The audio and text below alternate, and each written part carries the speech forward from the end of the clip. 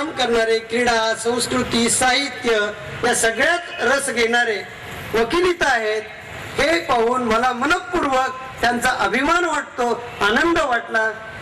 किनगावकर साहेब, आपण उद्घाटक या नात्यानं भाषण करणारच आहात, पण आता भुसावळकरांची एक मागणी निश्चितपणे मी उच्च न्यायालयाच्या वकील संघाचा अध्यक्ष आणि तुमच्या सगळ्यांच्या वतीनं मी निश्चितपणे त्या मागणीचं समर्थन करतो आणि या ठिकाणी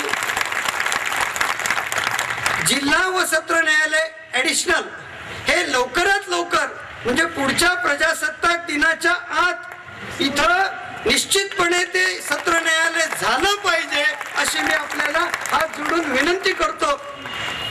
137 मला मगाशी विचारत होते की काय कशाला चालले भुसावळला. बार मधले काही मित्र म्हणाले एक भुसावळला कार्यक्रम आहे. ते म्हणाले काय कार्यक्रम आहे.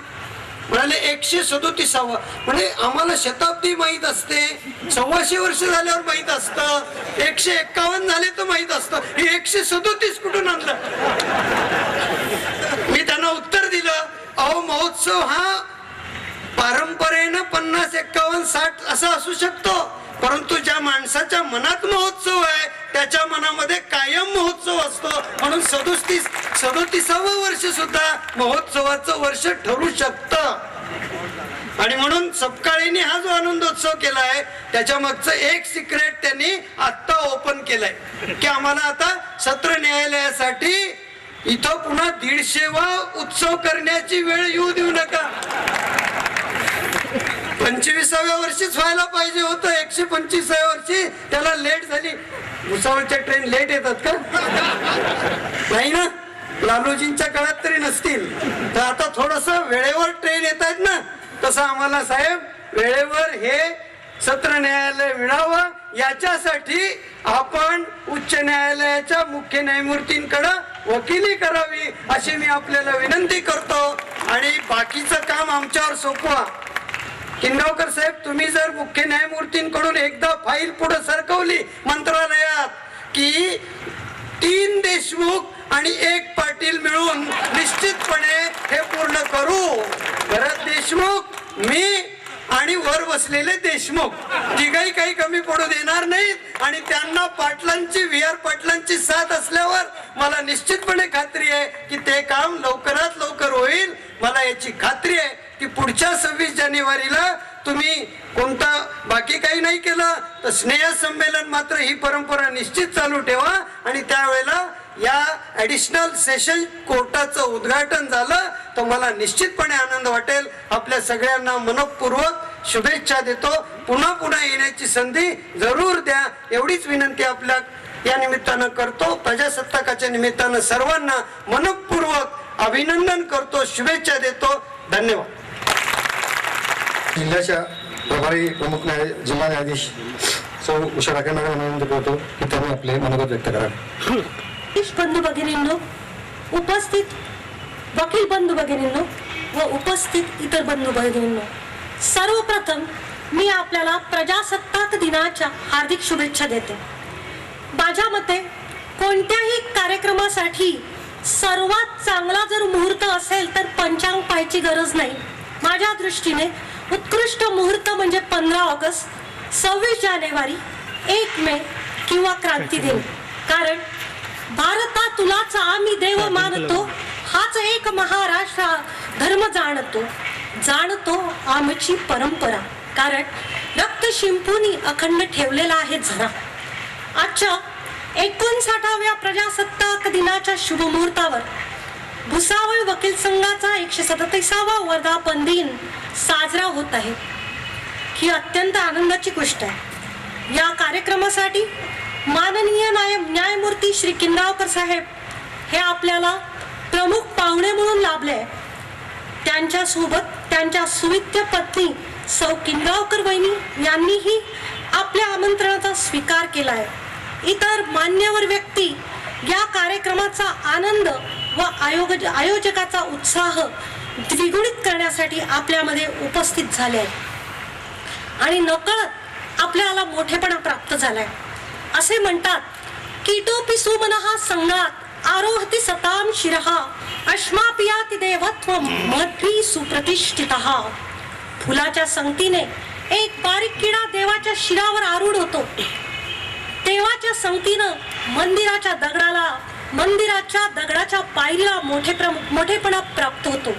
त्याचप्रमाणे किनगावकर साहेबांसारखे श्रेष्ठ व्यक्ती व इतर मान्यवर उपस्थित झाल्यामुळे नकळतच आपल्या सर्वांना मोठेपणा प्राप्त झाला आहे. कारण न्यायमूर्ती किनगावकर साहेब हे आमचे गुरु आहेत. त्यांनी आपल्या कार्याची सुरुवात सहदिवाणी न्यायाधीश म्हणून केली व आज ते उच्च पदावर आरूढ आहेत. या पुढेही त्यांची वाटचाल होणार आहे याबद्दल कुणालाही शंका नाही. ते आम्हा सर्वांसाठी आदर्श आहेत. त्यांच्याकडून मार्गदर्शन घेण्यासाठी आम्ही नेहमीच उत्सुक असतो व ती संधी भुसावळ वकील संघाच्या या कार्यक्रमामुळे पुन्हा आम्हाला प्राप्त झालेली आहे. जळगाव जिल्ह्यात फार मोठे मोठे लोक होऊन गेलेत. अनेक चांगले न्यायाधीश निष्णात वकील या जिल्ह्याने आपल्याला दिलेले आहेत. त्याचे उत्तम उदाहरण म्हणून म्हणजे भरतबापू देशमुख. त्यांचाही आज या ठिकाणी सत्कार झालाय. हा सत्कार व्यक्तीचा नसून त्याच्या कार्याचा आहे. आशावादी माणूस हा नेहमीच अडचणी विसरण्यासाठी हसतो व निराशावादी माणूस हा अडचणीमुळे हसणंच विसरतो. आपण सन्माननीय व्यासपीठावर हजर असलेल्या न्यायमूर्ती किनगावकर साहेब, प्रदीप देशमुख साहेब, भरत देशमुख साहेब यांच्याकडे पाहिले तर त्यांचे हसतमुख चेहरे आपल्याला आशावादी असावे म्हणून संदेश देतात. वकील संघाने न्यायमूर्ती किनगावकर साहेब, भरतबापू देशमुख, प्रदीप देशमुख यांचे आज मनापासून कौतुक केले. एखाद्याचं कौतुक करायला फार मोठं मन लागतं. ते मोठं मन भुसावळ वकील संघाजवळ आहे हे त्यांनी दाखवून दिले. येथील वकिलांजवळ द्रव्याने भरलेल्या तिजोऱ्या आहेत का किंवा नाही मला माहित नाही, परंतु त्यांच्या जवळ दयेने भरलेले अंतःकरण आहे असं मी निश्चित म्हणेन. आणि म्हणूनच त्यांनी श्रेष्ठ व्यक्तीच्या कार्याचा कौतुक करण्याचा उपक्रम हाती घेतलेला आहे. त्यामुळे आपला हा भुसावळ वकील संघ कौतुकास व पर्यायाने अभिनंदनास पात्र आहे. आजचा कार्यक्रम यशस्वी झालाय म्हणायला हरकत नाही. सुंदर अशी स्मरणिका सुद्धा निघालेली आहे. त्याचं सौंदर्य ती स्मरणिका हातात घेतल्यानंतर आपल्याला कळणार आहे. आजचा कार्यक्रम यशस्वी करण्यासाठी भुसावळ वकील संघाचे अध्यक्ष श्री सपकाळे व त्यांचा संघ यांनी खूप मेहनत घेतली. आपल्या हाती आहे त्यापेक्षा काहीतरी वेगळं करून दाखवावं ही त्यांची खरी तळमळ. कार्यक्रम यशस्वी करण्यासाठी त्यांनी जिद्दीने अखंड प्रयत्न केले. माननीय श्री किनगावकर साहेबांना कार्यक्रमासाठी आणले. सर्वांच्या मदतीने सहकार्याने आजचा उदात्त असा कार्यक्रम घडवून आणला. यासोबत सुंदर अशी स्मरणिका प्रदर्शित केली. असे म्हणावसे वाटते की न सोडी जिद्द कार्याची, तया नसे जाण तणावाची, उदात्तपणा बाळगे अंगाशी, पाही पहाट तो यशाची. खरोखरच भुसावळ वकील संघाचे जेवढे कौतुक करावे तेवढे कमीच आहे. भुसावळ वकील संघाला उज्ज्वल अशी परंपरा आहे. न्यायदानात नेहमीच त्यांनी मोलाची कामगिरी पार पाडली आहे. आर्थिक स्वार्थाला तिलांजली देऊन त्यांनी सामाजिक बांधिलकी जपली आहे. तळागाळातील पक्षकारांना मदतीचा हात पुढे केलाय. हेच कारण आहे की यशस्वीरित्या वाटचाल करीत आज हा वकील संघ 137वा वर्धापन दिन साजरा करीत आहे. बंधूंनो, आज भुसावळ येथे 3 न्यायालय कार्यरत आहे. भरपूर जागा या ठिकाणी उपलब्ध आहे. येथील न्यायप्रविष्ट प्रकरणाचे स्वरूप पाहिले तर पक्षकारांच्या हिताच्या दृष्टीने भुसावळ येथे लवकरच दिवाणी न्यायालय, वरिष्ठ स्तर व अतिरिक्त जिल्हा व सत्र न्यायालय यांचे न्यायालय कार्यरत व्हावे ही काळाची गरज आहे असे मला वाटते. आपले त्या दृष्टीने प्रयत्न आहेत. किनगावकर साहेब आपल्या पाठीशी आहे. देव आपल्या प्रयत्नांना यश देव अशी शुभेच्छा मी व्यक्त करते. तुम्हा सर्वांचे आभार मानते व माझे 2 शब्द संपवते. धन्यवाद. आमीन. धन्यवाद मॅडम. सावचित्त सावधान. यानंतर मी आपण सर्व ज्यांचे मार्गदर्शन पण विचार ऐकण्यासाठी उत्सुक आहात ते आपल्या सर्वांचे आदरणीय न्यायमूर्ती मान्य श्री किगंगावकर साहेब यांना विनंती करतो की आपण आम्हाला मार्गदर्शन करावे व आशीर्वाद द्यावेत.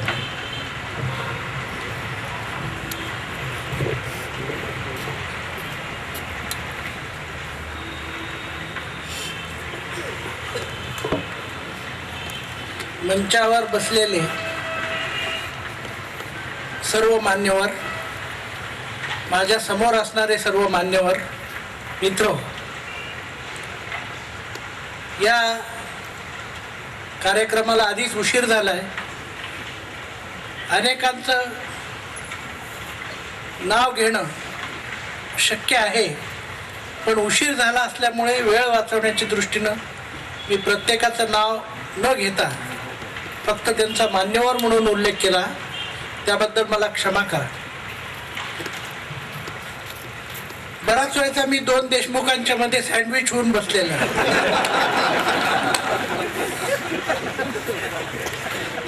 त्यांनी मला पाटलांची पण भीती दाखवलेली. आता या प्रसंगी त्यांच्या भुसावळ बारच्या मागणीला मी एवढंच म्हणेन की माझा तर पाठिंबा राहीलच.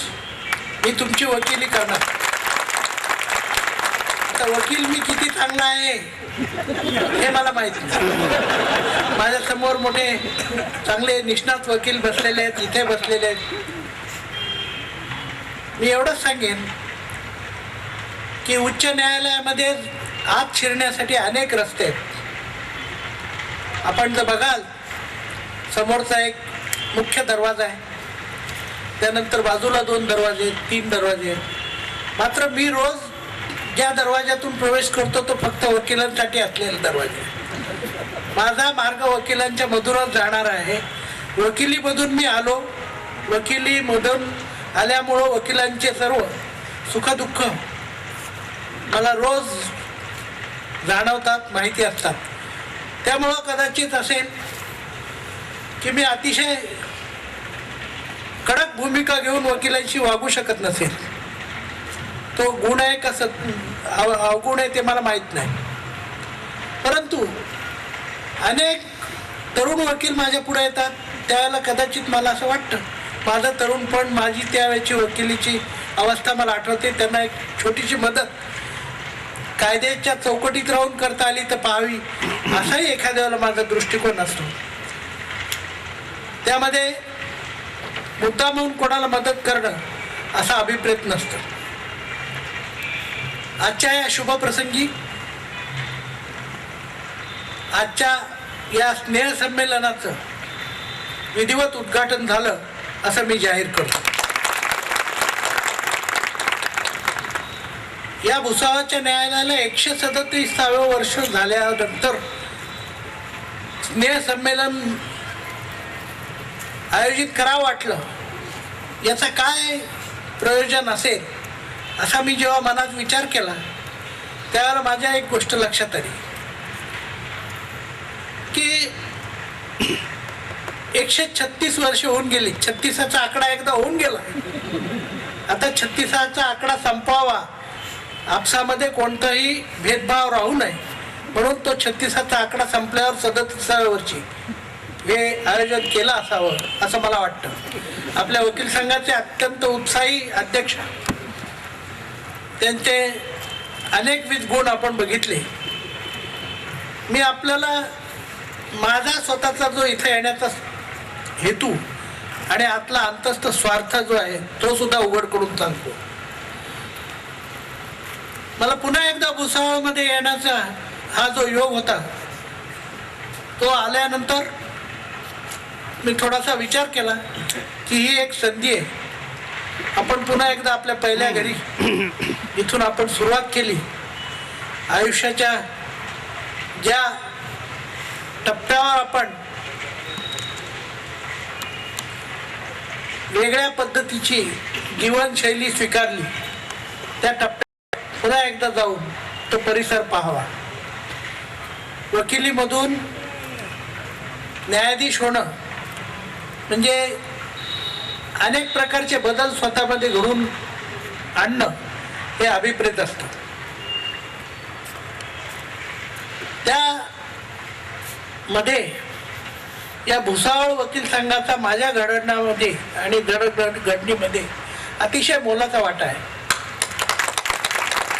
मी जेव्हा इथं पहिलं माझं काम सुरू केलं, मी आपल्याला मोकळेपणाने सांगतो की मला बॉम्बे रेंट ॲक्ट बद्दल काहीही माहिती नव्हती. अगदी मी त्यातला ढ विद्यार्थी होतो. परंतु इथल्या अतिशय निष्णात वकिलांनी मला त्या कायद्याबद्दलचं खूप चांगलं ज्ञान मिळवून दिलं. त्यांच्या कामाच्या पद्धतीमुळे मी आपल्याला नावं काय सांगा, एकापेक्षा एक चांगले वकील त्या काळामध्ये मी पाहिले. इथे काम करीत असलेले भोळे, त्यानंतर बोंडे वकील होते, आमचे रिसबूड आहेतच, त्यानंतर घन होते, जामखेडकर वकील होते. बोंडे वकील साहेबांचं तर म्हणजे त्यांच्या त्या वयामध्ये मला वाटतं त्या वयामध्ये भोळे आणि बोंडे सगळ्यात सिनियर वकील होते वयाने आणि अतिशय चांगले. गोगटे होते, गोगटे अतिशय चांगले टेनिस खेळणारे होते, साठे होते. मी अनेक वकिलांच्या या त्यांच्या कामामधून काही शिकू शकलो. मी भुसावळला पहिले माझे सुरुवातीचे 3 वर्ष काढले. याचा मला पुढच्या आयुष्यामध्ये मोठा फायदा झाला. ही माझ्याजवळची एक शिदोरी आपण मला दिली, ती नम्रपणे माझ्याजवळ आहे हे आपल्याला सांगावं, हा माझा त्यातला अंतस्थ हेतू आपल्याकडे येण्याचा आहे. आपली शिदोरी मला आत्तापर्यंत वाटचाल करत इथपर्यंत घेऊन गेली. वकील वर्गानेच मला समृद्ध अनुभव दिला हे मी अतिशय मनपूर्वक कबूल करतो. शेवटी चांगला न्यायाधीश जो तयार होतो तो काही असा आपोआप झालेला नसतो. वकिलांच्या कडून कण 2 कण 10 कण मन घेत असा पुढे जाणारा न्यायाधीश हा आपल्या कार्यक्षेत्रामध्ये काहीतरी करू शकत असतो असं मी मानतो. एक इंग्रज लेखक असं म्हणतो की a man is 1000 parts, a man is 1000 particles lying around him. याचा अर्थ असा की मनुष्य हा सहस्त्र अशा वेगवेगळ्या तुकड्यांनी घडलेला आहे. हे तुकडे त्याच्या स्वभावती पडलेले आहेत.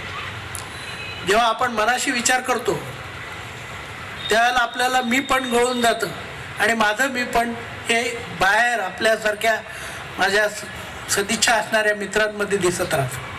कारण मी जो घडलो, मी काय पुढं आलो, तर तुमच्या सदिच्छा तुमच्यासारख्यांच्याकडून मिळालेल्या काय जे प्रत्येक प्रसंगाने प्रत्येक कायद्याच्या एखाद्या प्रकरणातून मिळालेल्या ज्ञानाच्या जोरावर पुढं जातं.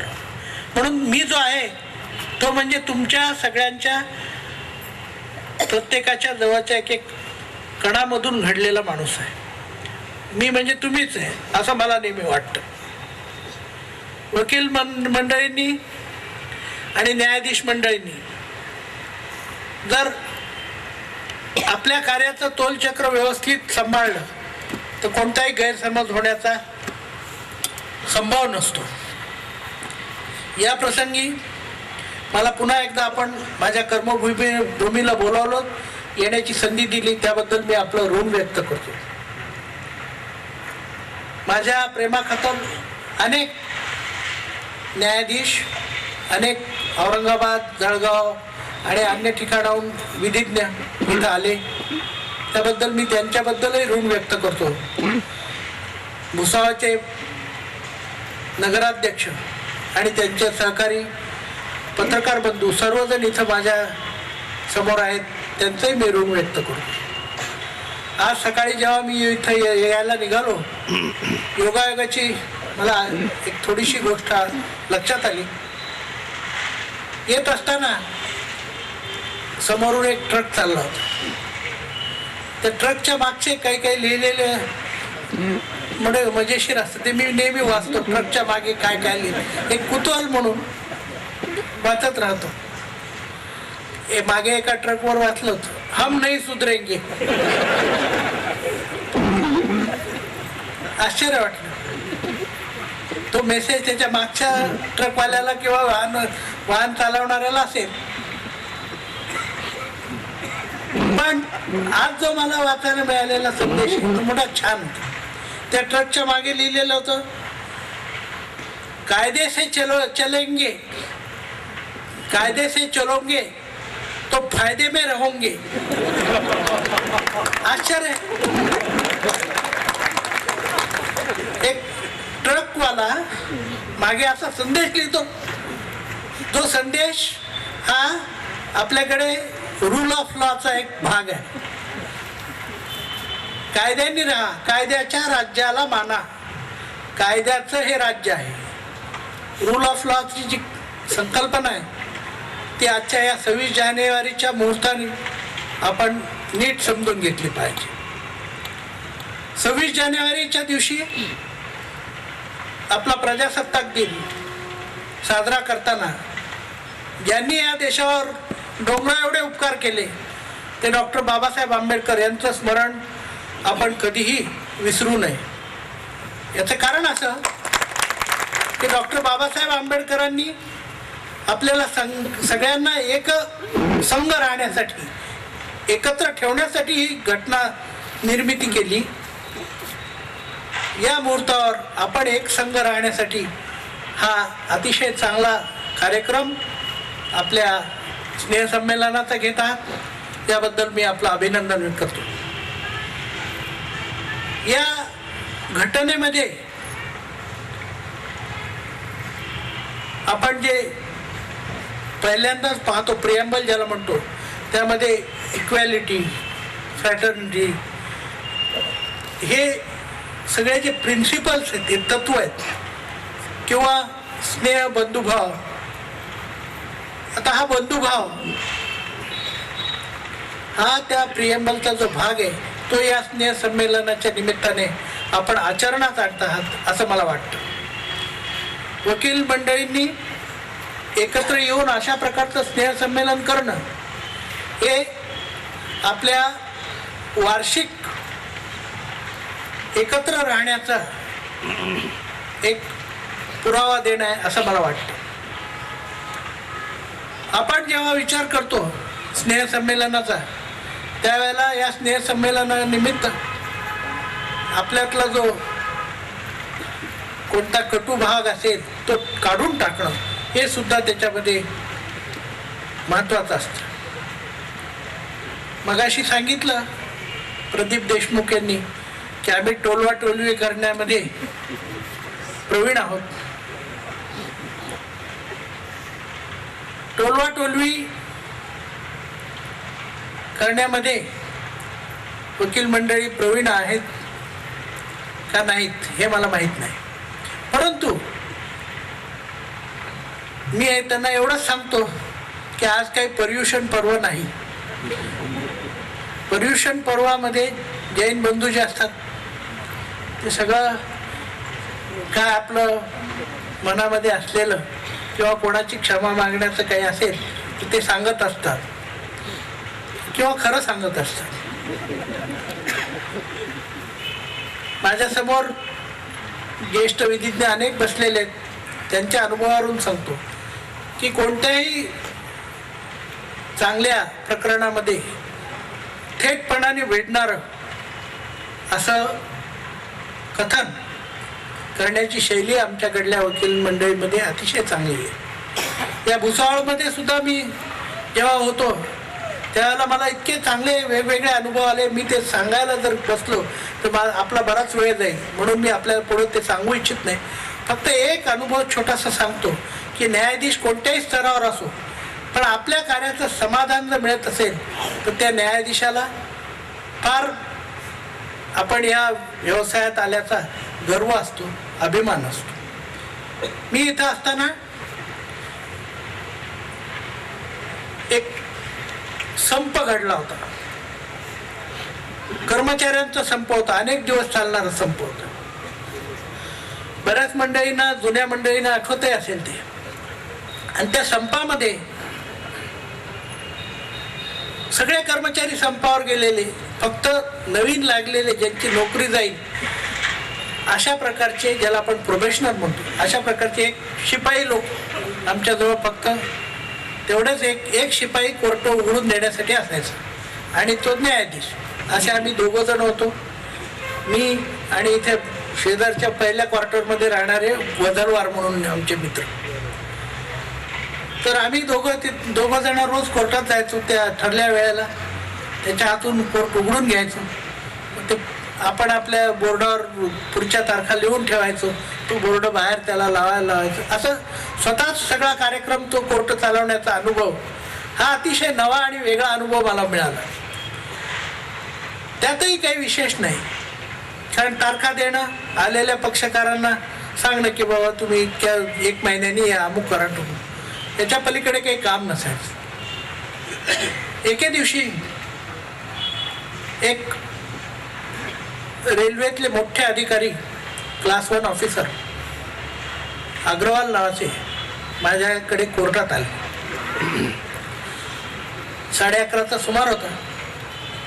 मी माझ्या चेंबरमध्ये बसलेलो होतो आणि ते म्हणले मला साहेबाला भेटायचं. तो शिपाई म्हणला की साहेबांना मग काही भेटू देत नाही, असं कोणाला भेटायचं नसतं. मी त्यांचं बोलणं ऐकत होतो. मी म्हणलं येऊ दे, आता ते कोणीतरी पक्षकारच असणार, काय हरकत नाही, मला भेटणे आणि काय त्याचं काय फरक पडत नाही. ते आले, मला भेटले. मग त्यांनी मला अतिशय करुणा वाटेल अशा पद्धतीचं त्यांचं निवेदन दिलं. ते म्हणले, ते रडतच होते. ते म्हणले माझी मुलगी अंमळनेरला दिलेली आहे, ती मुलगी तरुण आहे आणि तिचे सासरी खूप हाल चालू आहे. तिचं मला काल फोन आला आणि एक पत्र मला आलेलं आहे. ते हे पत्र मला दाखवतो. म्हणले की अमुक अमुक तारखेपर्यंत तुम्ही इतके पैसे जर दिले नाहीत तर मला जाळण्याचा विचार घरामध्ये चाललेला आहे, असं तिने ते पत्रात लिहिलेलं होतं. मला अतिशय वाईट वाटलं. पण आता याच्यात करायचं काय हा मोठा प्रश्न होता. कारण आता मी काही कोणता अधिकारी पोलिसांचा नाही की माझ्याकडे काही त्यावेळेला मशिनरी नाही, स्टाफ नाही. मग मी ते पत्र वाचल्यावर मात्र व्यथित झालो आणि मी लगेच त्यांना सांगितलं तुम्ही असं करा अग्रवालजी की तुम्ही बाहेरून एक स्टॅम्प विकत घ्या, त्याच्यावर हा असा अर्ज लिहून आणा. बाहेर बसलेले जे स्टॅम्प लिहिणारे, ते अर्ज लिहिणारे लोक आहेत, त्यांच्याकडे हा शिपाई तुम्हाला घेऊन जाईल आणि अशा प्रकारचा तुम्ही अर्ज लिहून आणा. त्यासोबत तुम्ही हे पत्र जोडा आणि तुमचं प्रतिज्ञापत्र खालच्या बाजूला तुम्ही स्वतःच लिहिलेलं ते जोडा. ते प्रतिज्ञापत्र कोणाकडून जमलं तर घ्या लिहू, एक्झिक्युटिव्ह मॅजिस्ट्रेटकडून, किंवा मग शेवटी मीच करीन. तशा पद्धतीनं त्यांचा अर्ज घेतला. त्या घराला लगेच पोलिसांनी जाऊन त्या मुलीचा शोध घ्यावा. ती कन्फाइनमेंटमध्ये एका खोलीमध्ये डांबलेली असं पत्रामध्ये होतं आणि त्याप्रमाणे तिला सोडवून घ्यावं अशा प्रकारचं वॉरंट मी ते लगेच स्वतःच लिहिलं, स्वतः तयार केलं, त्याच्यावर ऑर्डर केली, त्याच्यावर वॉरंट दिलं. ते ग्रस्त दुपारी इथून गेले 2च्या सुमारास. झाला प्रकार मी अगदी पूर्णपणे विसरून गेलो. कारण म्हणलं आता ते पोलीस ते सोडवतील, पुढचं ते पाहतील. काही वेळेला एखाद्या वेळेला खरंही नसेल पण पत्रात होतं, ही खरी गोष्ट. रात्री 11 वाजता आमच्या घरी दार ठोठवत, बेल वाजवत पोलीस आले. आम्ही म्हटलं इतक्या रात्री 11, 11:30च्या सुमाराला पोलीस कसं काय आले? पाहायला लागलो तर पोलीस 4-5 लोक, एक महिला पोलीस कॉन्स्टेबल आणि ती बाई उभी होती. मी आपल्या गाडीतूनच त्यांना विचारलं काही अडचण काय, तुमची झाली का सुटका, तुम्ही आता तुम्हाला कोणाकडे जायचं वगैरे नेहमीचे प्रश्न. तर ते म्हणले नाही साहेब, त्या बाईंना तुम्हाला बोलायचं आहे काही खाजगी. मी म्हटलं आता ते खाजगी बोलता येत नसतं बाबा असं. तर नाही म्हणे तुम्ही, आम्ही बाहेर थांबतो म्हणे. मग त्या जाळीच्या बाहेर पोलीस थांबले लांब न ऐकू येईल अशा अंतरावर. आणि जाळीच्या तिथून वरांड्यात जाळी होती, तिथून मग मी त्या बाईंना बोललो. त्या म्हणल्या मला साहेब आपल्याला एक दोन गोष्टी सांगायच्या. ते रडतच होती बिचारी. 20 वर्षाची मुलगी होती, लग्न झाले. 2 गोष्टी फक्त मला आपल्याला दाखवायच्या आहेत. म्हणजे काय, म्हणजे थोडंसं बाजूला घेऊन माझी पाठ पहा म्हणजे माझ्यावर अत्याचार काय झाले फक्त 1 मिनिट बघा. पण ते म्हणलं बाई असं तुम्ही कपडे काढून वगैरे आमच्या इथं पाहणं काही मला योग्य वाटत नाही. नाही म्हणजे मी तिकडं तोंड करते म्हणली जाळीकडे, आपण फक्त पाठ पहा माझी. ती पाठ त्यांनी त्या बाईने ब्लाऊज वर केला. 8 ठिकाणी तिला सिगारेटचे चटके दिल्याचे खुणा होते. 2 ठिकाणी जळालेलं होतं. मला काय बोलावं हेच समजेना. अशा प्रकारचा अनुभव विचित्र. मग मी ते काय त्याची नोंद घ्यायची ते घेतली. त्या बाईचं म्हणणं काय घेतलं, ती म्हणली मला वडिलांकडे जायचं, त्या घरी पुन्हा मला जायचं नाही. सगळं तिथं लिहून घेतलं, सह्या वगैरे घेऊन वडिलांना सांगितलं तर घेऊन जा. पोलिसांना सांगितलं घरपोच करा, पुन्हा अडचण येऊ नका, तुमची जबाबदारी तिथं संपेल. अशा प्रकारचं अतिशय विदारक सत्य एकाएकी समोर आलं. आणि आपण ते वॉरंट आज दिलं याचं मनाला अतिशय समाधान त्या कामात मिळालं. ही काही मोठी केस नाही, अतिशय छोटी गोष्ट आहे. पण कामाचं समाधान काय असतं ते शिकवणारी ती गोष्ट. मला अतिशय आनंद वाटला की आपल्या हातून एक छोटं वाटणारं काम पण ते अतिशय मोठं त्या पक्षकारांच्या दृष्टीनं घडलं. अशा प्रकारचं काम करण्याची देव नेहमी प्रेरणा देत असतो. इच्छा पाहिजे, मार्ग निघत असतो. कोणतंही काम हाती घेतलं तर ते निश्चित प्रकारे आपण करू शकतो असा माझा ठाम विश्वास तेव्हापासून बसलेला आहे. अनेक वेगवेगळ्या प्रकारची प्रकरणं इथं चालली माझ्यासमोर, दिवाणी फौजदारी स्वरूपाची. इथं चित्रे वकील साहेब बसलेले आहेत, त्यांनी प्रकरणं चालवले आहेत. एक फर्स्ट क्लास चोराचंही प्रकरण त्यांनी चालवलेलं आहे. त्यांना माहिती आहे रेल्वेमध्ये फक्त फर्स्ट क्लासमध्ये चोरी करणारा एक चोर. त्यांचा पक्षकार आमच्या वडिलांची मला अगदी समोर आज उभे असल्यासारखी आठवण आहे. अनेक इथे मोठमोठे चांगले कायदे पंडित, कायदे तज्ज्ञ होऊन गेले. काही लोक तर असे गमतीशीर की त्यांना मी विसरू शकणार नाही. आमचे रावसाहेब होते, रावसाहेब चौधरी, आर.टी. चौधरी म्हणून. इथं वकील. आपल्याला विश्वास बसणार नाही बऱ्याच लोकांना. पहिल्या वाक्यापासून ते शेवटच्या वाक्यापर्यंत कृष्णायर साहेबांचं जजमेंट पाठ म्हणून टाकलं. इतकी स्मरणशक्ती तल्लख होती त्यांची. एकदा तर आमचे एक दुसरे सहकारी वदलवार साहेब, त्यांच्या कोर्टामध्ये एक खटला चालू होता इसेन्शियल कमोडिटीज ऍक्ट. तर ते त्याच्यात काही पुरावा नव्हता, काय नव्हतं. तर ते म्हणले रावसाहेबांना की I am going to acquit your activist, don't argue म्हणून. असं म्हणल्याबरोबर रावसाहेब म्हणे no no sir, I want to argue. यानं म्हटलं असं आता मी सोडतो म्हणलं तरी आर्ग्युमेंट करतात. तर ते म्हणजे खेळीमेळीचं वातावरण होतं. ते म्हणले why he is sitting there, I want to argue for him. चित्रांना माहिती का मग. त्याच्यानंतर ते म्हणले why what you will argue. आमचे मित्र म्हणाले वदलवार की what you will argue if I am going to acquit him, there is no evidence. No no no, I am not arguing on any law point or any fact. Take this book, your honor. म्हणले ते कृष्णायरचं एक judgement काढून दिलं त्या AIR मधलं. Just taste माय memory म्हणून. आणि त्याने पहिल्या वाजता शेवटच्या वाक्यामध्ये जजमेंट म्हणून.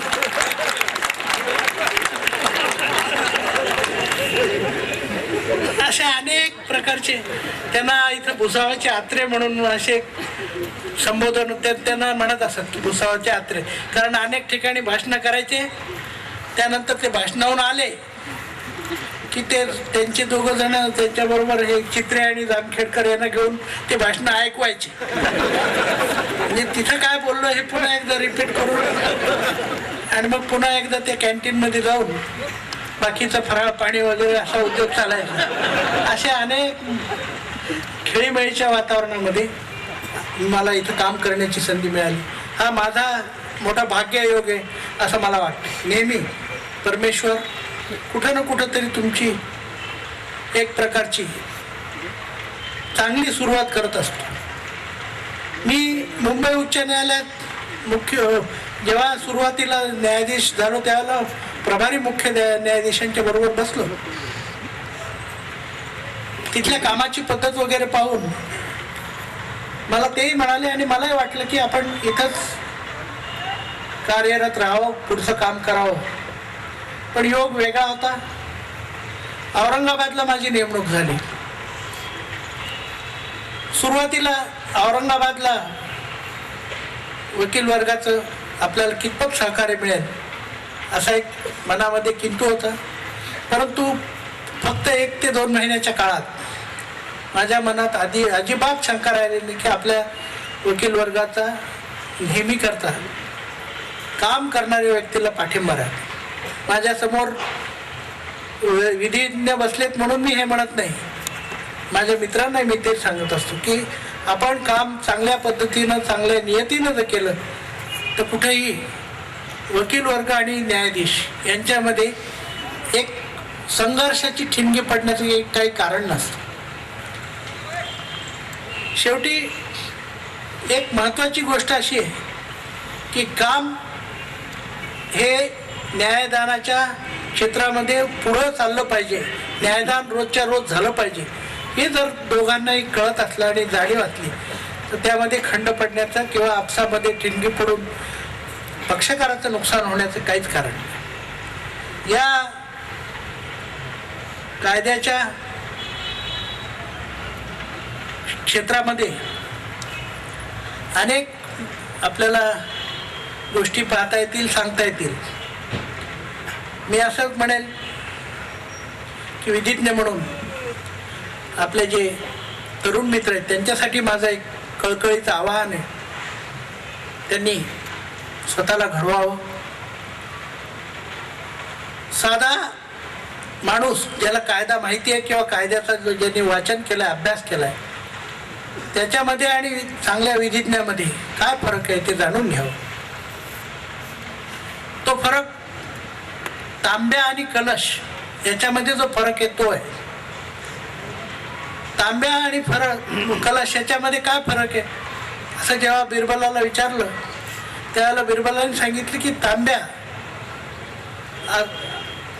जेव्हा त्याच्या भोवती 5 पानं ठेवली जातात आणि तो तांब्या मंत्रांनी संस्कारित केला जातो त्यावेळेला तो कलश होत असतो. तसं तांब्यातून कलश होण्यासाठी आपण विधिज्ञांनी, विशेषतः तरुण विधिज्ञांसाठी माझं म्हणणं आहे त्यांनी प्रयत्न करावे ही मी त्यांना विनंती करतो. हे कोणते 5 पानं आहेत?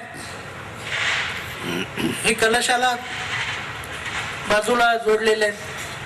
तर ती 5 पानं अशी आहेत, ती संस्कार आहेत आणि ते असे आहेत. पहिलं म्हणजे सज्जनपणा किंवा सभ्यता. You must be gentleman to the core. An advocate who is not a gentleman can't be a good advocate. Even a judge who is not a gentleman can't be a good judge. पूर्वीचे भारताचे सरन्यायाधीश व्यंकटचलैया यांनी एकदा असं म्हटलं होतं की a good judge is one who is a good friend, good man, good brother, good husband and a good colleague. याचं कारण काय? तुम्ही जेव्हा एवढं सगळं चांगलं असतं त्यावेळेला तुम्हाला वाईट जज होताच येत नाही, तुम्हाला वाईट वकील होताच येत नाही. अशी सज्जनपणाचं एक जे पान आहे संस्काराचं, सभ्यतेचं पान, हे आपल्या तरुण मंडळीने आपल्या सोबतीत त्यात तो संस्कार घ्यावा, लपेटावा असं मी त्यांना विनंती करतो. दुसरं आहे सन्मित्र किंवा सहकारी, चांगला सहकारी. सन्मित्र असा मित्र असतो की जो विश्वासपात्र असतो, जो पाठीमागून घाव घालीत नाही, ज्याच्याबद्दल आपल्या मित्रांना विश्वास असतो. नाहीतर आपल्याकडे आपण पाहतो, काव्यातही पाहतो, कठीण समय येता कोण कामास येतो. कठीण समय येताना ज्या वेळेला येतो त्यावेळेला जो कामाला येतो तो सन्मित्र. असा सन्मित्र होण्याची एक मनामध्ये इच्छा ठेवा, तो संस्कार महत्त्वाचा आहे. त्यानंतर तिसरा आहे सखोल अभ्यासक. आपल्या कायदा क्षेत्रातला सखोल अभ्यासक होण्याची इच्छा ठेवा. आपल्याला सगळा कायदा समजला असं मानणं हे पहिलं आपण अवनतीकडे किंवा आपल्या अधोगतीकडे जाण्याचं लक्षण आहे. सखोल अभ्यासक होण्यासाठी रोज आपण एक विद्यार्थ्याच्या भूमिकेत राहायला पाहिजे. मला आजही वाटतं की मी विद्यार्थी आहे, मी काही मोठा कायदे तज्ज्ञ असं मी मानत नाही. रोज मला अनेक आमचे शिक्षक विधिज्ञ शिकवतात न्यायालयात आणि चांगला मला अनुभव येतो, चांगलं शिकायला मिळतं. हे जे विद्यार्थीपण आहे ते कायमचं जपून ठेवा. Learning process is unabated, it can't end unless you yourself end it by strangulating it with your own hands and with your own mind. एक इंग्लंडमध्ये लेखक 1950 साली मेला. 43 साली त्याने लिखाण सोडलं आणि 50 साली या जगातून तो गेला. त्याच्या कबरीवर त्याच्याच इच्छेनुसार एक लिहून ठेवलेला शिलालेख, so and so a noted writer died in 1943 and buried in 1950. विचार करा. कारण त्यांनी तो जेव्हा लिहिता होता तेव्हाच तो लेखक होता. ज्या दिवशी त्याचं लिहिणं संपलं त्या दिवशी त्यांनी स्वतःच लिहिलं की हा लेखक आता मेला. तसंच आपल्या कायद्याच्या क्षेत्रामध्ये रोज आपला अभ्यास चालू ठेवणं, रोज विचार आणि वाचन मनन चालू ठेवणं हे सुद्धा चांगल्या एक तिसऱ्या संस्काराचं किंवा ज्याला कलशाला तिसरं पान म्हणून आपण त्याचं आहे लक्षण आहे. त्यानंतर आपण सश्रद्धा असलं पाहिजे. सश्रद्धा म्हणजे श्रद्धेचा अर्थ कोणत्याही देवाच्या किंवा बुवाबाजीच्या मागे लागा असं मी म्हणणार नाही. मी स्वतः काही रोजचा पूजापाठ करणारा किंवा रोज कधी देवळात जाणारा असा माणूस नाही. पण माझी श्रद्धा माझ्या कामावर आहे, कार्यावर आहे. मी रोज मनाशी एवढाच विचार करतो की देवा तू कोणतीही शक्ती असू दे, तू परमेश्वर आहेस, अल्लाह आहेस का परवरदिगार आहे का अजून कोण आहे, पण माझ्या हातून अन्याय होऊ दे नको. जेव्हा मी निकाल देतो त्यावेळेला माझ्या जिभेवर तुझा अंश राहू दे. मी जेव्हा सांगतो माझा निकाल त्यावेळेला तो तुझ्या मुखातून आला असं मला वाटलं पाहिजे, माझ्या मुखातून आला असं वाटलं नाही पाहिजे. एवढी श्रद्धा कामावर ठेवण्याची एक आवश्यकता आहे. श्रद्धा कामावर ठेवण्याने काय होतं की तुमच्याकडे पक्षकार जो येतो तो सुद्धा तुमच्यावर श्रद्धा ठेवेल. ज्याचे आपल्या कामावर हुकमत आहे, आपल्या कामावर श्रद्धा आहे, जो आपल्या कामावर निष्ठा ठेवू नये त्याच्याकडे पक्षकार निश्चित एक आधार म्हणून पाहतो. आणि ज्याची कामावर श्रद्धाच नाही त्याच्याकडे पुष्कळ वेळेला पक्षकार जाईल. पण म्हणजे कसं आहे की आमच्या गावाला एक, मी ज्या गावाचा आहे तिथे एक हॉटेल आहे. त्या हॉटेलचं नाव आहे राम भरोसे हॉटेल. आज जातानाच रामावर भरोसा ठेवून आज चला काय त्याच्यात तुम्हाला मिसळ पाव मिळेल, दुसऱ्या दिवशी आजारी पडायचं तर रामावर. मग ते असं आपल्यावरच जर कामावर श्रद्धा नाही किंवा आपणच जर पक्षकाराला आपल्या कुशलतेने न्याय मिळू देऊ शकणार नाही अशी जर आपली धारणा असेल तर ते काम कदाचित पक्षकाराला आपल्यावर श्रद्धा ठेवायला पुरेसं राहणार नाही. तरुण मित्रांनो, मी एवढं शेवटी सांगतो की याही पलीकडे जाऊन पाचवा संस्कार, पाचवं जे विड्याचं पान आहे त्या कलशाचं, ते म्हणजे समर्थ राहा. समर्थ किंवा सबल, म्हणजे शारीरिक शक्ती सुद्धा चांगली पाहिजे. वकिलांना किंवा चांगल्या पद्धतीनं काम करण्याची इच्छा असलेल्यांना you should work like a horse and live like hermit. साधूसारखं राहिलं पाहिजे मनाने आणि घोड्यासारखं काम केलं पाहिजे, असं त्या इंग्रजी एक म्हणीचा अर्थ आहे. इतकं काम करण्याची क्षमता आपल्यामध्ये पाहिजे, कारण वकिलीचा व्यवसाय असा गमतीशीर व्यवसाय आहे की रात्रीचे जागरण, उशिरापर्यंत वाचन, पुन्हा सकाळी कित्येक लोकांना सकाळी पुन्हा उठून आपल्या ऑफिसमध्ये पक्षकारांसाठी हजर राहावं लागतं. आपलं काम रोजच्या रोज त्या कामाबद्दलचं वाचन, नित्य नियमाने आपलं काम आपल्याला पाहिजे ते संदर्भ काढणं कायद्याचे, हे सगळं मोठं ठेवण्यासाठी, चांगलं राहण्यासाठी चांगली प्रकृती सुद्धा आवश्यक आहे. या सगळ्या संस्कारांच्या मधून आपल्या तांब्याला बाजूनं वेढून घ्या. आपला कलश झाल्याशिवाय राहणार नाही, असं मी तरुण बंधूंना सांगतो. या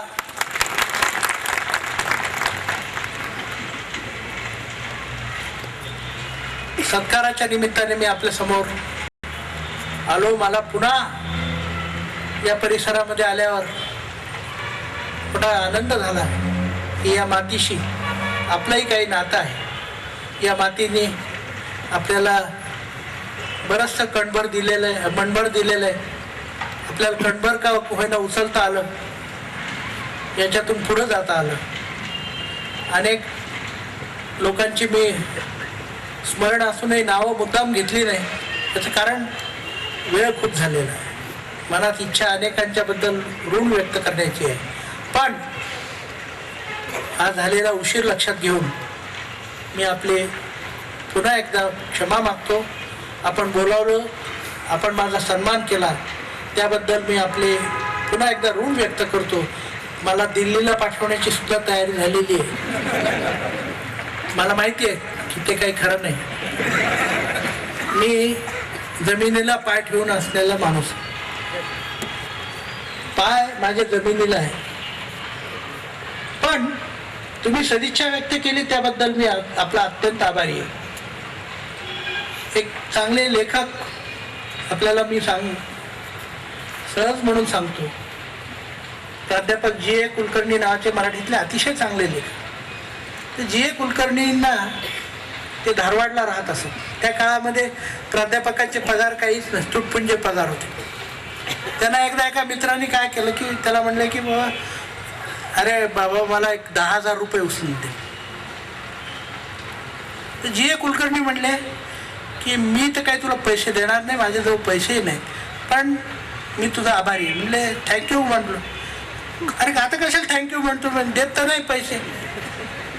नाही, तुला वाटलं ना म्हणे की माझ्याजवळ 10,000 रुपये असू शकतील, त्याबद्दल थँक्यू. तुम्हाला वाटलं ना बाबा मला दिल्लीला जाण्यासारखा मनुष्य आहे, त्याबद्दल थँक्यू. माझ्याजवळ दिल्लीला जाण्यासारखं काही नाही आहे, ते पाठबळ नाही, पण तुमच्या सदिच्छा असणं हेच माझ्या दृष्टीनं खूप मोलाचं आहे. अध्यक्षांनी मोठ्या उत्साहाने हा कार्यक्रम घडवून आणला. अध्यक्ष आणि त्यांचे सर्व सहकारी यांनी राबून आणि न्यायालयीन कर्मचाऱ्यांनी राबून या ठिकाणी मोठी व्यवस्था चांगली केली. मी आपल्या मागणीचा पाठपुरावा तर करीनच करीन, परंतु अशा प्रकारचं स्नेहसंमेलन आपण घेतल्याबद्दल सुद्धा मुख्य न्यायाधीशांकडे मुद्दाम आवर्जून उल्लेख करून कळवीन. आपला सर्वांचा पुन्हा एकदा ऋण व्यक्त करतो. धन्यवाद.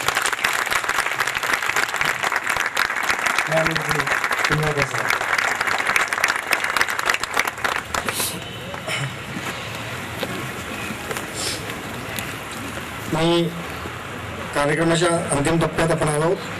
मी सेक्रेटरींना विनंती करतो की त्यांनी आभार प्रदर्शन करावे.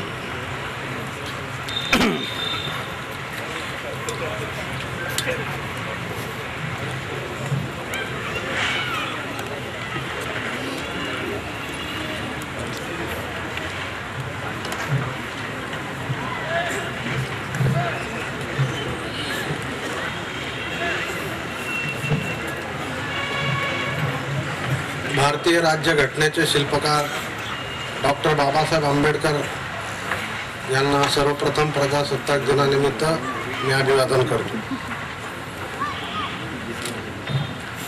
भुसावळ न्यायालयाच्या 137व्या वर्षानिमित्त आणि स्नेहसंमेलन आणि स्मरणिका प्रकाशन सोहळ्यास आजचे मुख्य अतिथी न्यायमूर्ती किनगावकर साहेब, मुंबई उच्च न्यायालय खंडपीठ औरंगाबाद, तसेच मिसेस किनगावकर मॅडम हे आपला अमूल्य वेळ खर्च करून या कार्यक्रमास उपस्थित राहिल्या, त्याबद्दल भुसावळ तालुका वकील संघातर्फे मी त्यांचे आभार मानतो. त्याचप्रमाणे जळगाव जिल्हा व सत्र न्यायालयाचे न्यायाधीश विनंतीला मान देऊन सदर कार्यक्रमास उपस्थित राहिले, त्याबद्दल त्यांच्याही भुसावळ वकील संघातर्फे मी आभार व्यक्त करतो.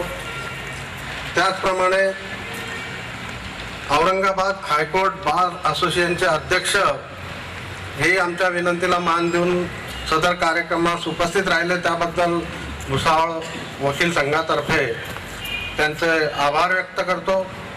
त्याचप्रमाणे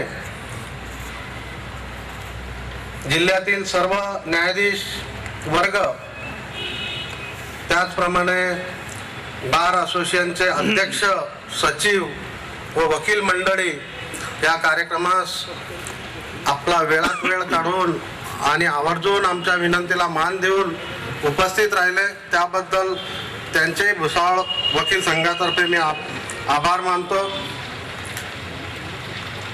रावेर, यावल, मुक्ताईनगर, जामनेर, औरंगाबाद येथील वर्ग हे आवर्जून उपस्थित आहेत, त्यांचे आभार व्यक्त करतो. त्याचप्रमाणे जिल्ह्यातील न्यायालयीन कर्मचारी, अधिकारी हेही कार्यक्रमास उपस्थित राहिले, त्याबद्दल वकील संघातर्फे त्यांचे आभार व्यक्त करतो.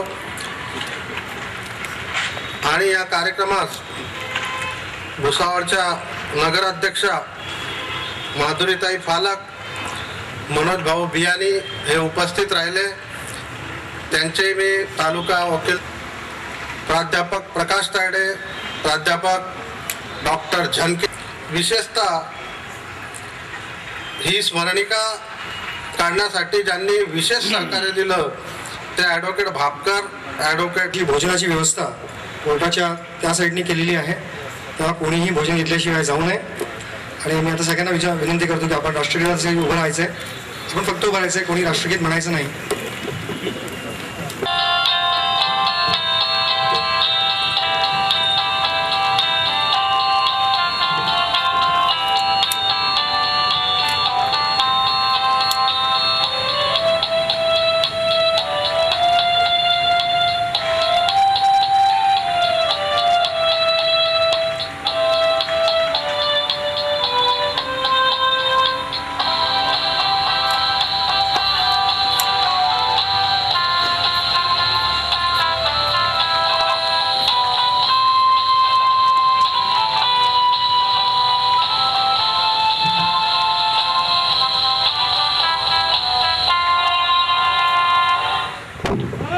माता की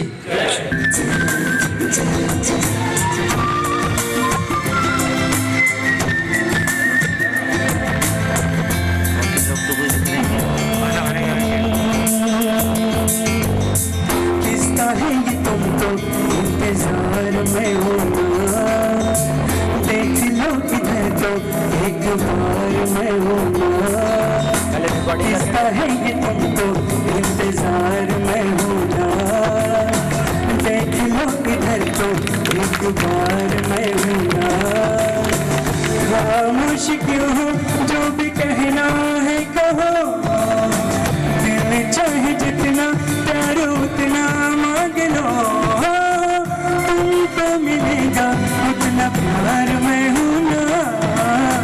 किसका है ये तुमको इंतजार मैं हूँ ना, देख लो इधर तो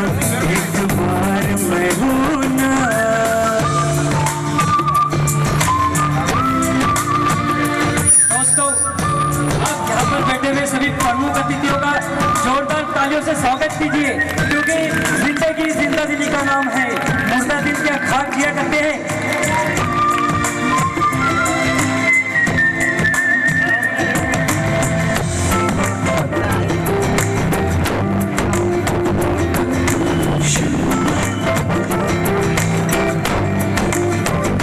कभी जब तुम्हें सोचूं कि तुम ये देखो, पर कितना मुझको तुमसे प्यार है, तो चुप मत रहना, ये मुझसे कहना, अरे कोई सा क्या कोई भी यार है, दिल ही नहीं दे जान भी दे जो तुम्हें, दिल ही नहीं दे जान भी दे जो तुम्हें, तो मैं कहूँगा सरकार मैं हूँ ना, किसका है ये तुमको इंतजार मैं हूँ ना, देख लो इधर तो एक बार मैं हूँ ना।